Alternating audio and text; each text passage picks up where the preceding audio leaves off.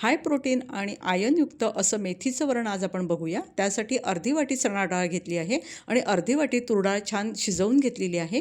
एक मोठा टोमॅटो चिरून घेतलेला आहे, मेथी चिरून घेतलेली आहे, कोथिंबीर लागणार आहे आपल्याला, हिंग घेतलेला आहे, 4 ते 5 पाकळ्या लसणाच्या ठेचून घेतल्या आहे, मोहरी घेतलेली आहे, जिरं लागणार आहे आपल्याला, हळद घेतलेली आहे, जिरे आणि धनेपूड घेतलेली आहे, तिखट घेतलेलं आहे, मीठ आणि साखर घेतलेली आहे चवीपुरती। एका पॅनमध्ये आपण 2 चमचे तेल घेतलेलं आहे। तेल तापेपर्यंत आपण आपली जी डाळ आपण शिजवून घेतलेली आहे ती छान स्मॅश करून घेऊया रवीच्या साहाय्याने। डाळ शिजवताना मी थोडं पाणी जास्त घालते, जेणेकरून काय होतं की त्याचा जो अर्क असतो तो छान त्या डाळीचा आपल्या पाण्यामध्ये उतरतो आणि आपल्याला एक्स्ट्रा पाणी घालायची गरज नाही पडत। तेल तापल्यानंतर आपण नेहमी जशी रेग्युलर फोडणी करतो, मोहरी, जिरं आणि हिंग घातला आणि त्याच्यानंतर मी लसूण घालून त्याला सोनेरी होऊ दिलं, गोल्डन होईपर्यंत छान परतवून घ्यायचं आणि त्याच्यानंतर त्यामध्ये चिरलेली मेथी घालायची। मेथी ही कच्ची ठेवायची आहे, मी शिजवून नाही घेतलेली आहे। बरेच लोक ती शिजवून घेतात, पण मी हे कच्चं करतो, तुम्ही नक्की करून पहा, खूप छान लागतं।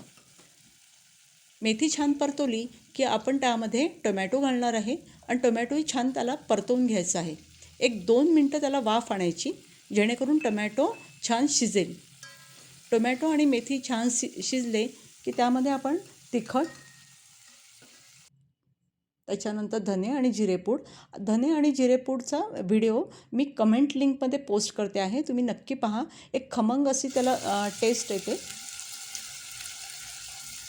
बराच वेळ आपल्याला मसाला बरेच लोक खात नाही आजकाल, त्यावेळी धने आणि जिरेपूड ही छान भाजलेली आपल्या घरच्या घरी छान भाजल्या जाते, ती जर तुम्ही टाकली तर त्यांनी एक चव पण छान येते आणि मसाल्यापासून होणारा त्रासापासूनही आपण सुटतो, म्हणजे आपल्याला त्रास होत नाही।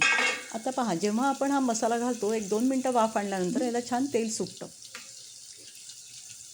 आणि त्यानंतर ही आपली जी डाळ आहे स्मॅश करून घेतलेली ती घालायची।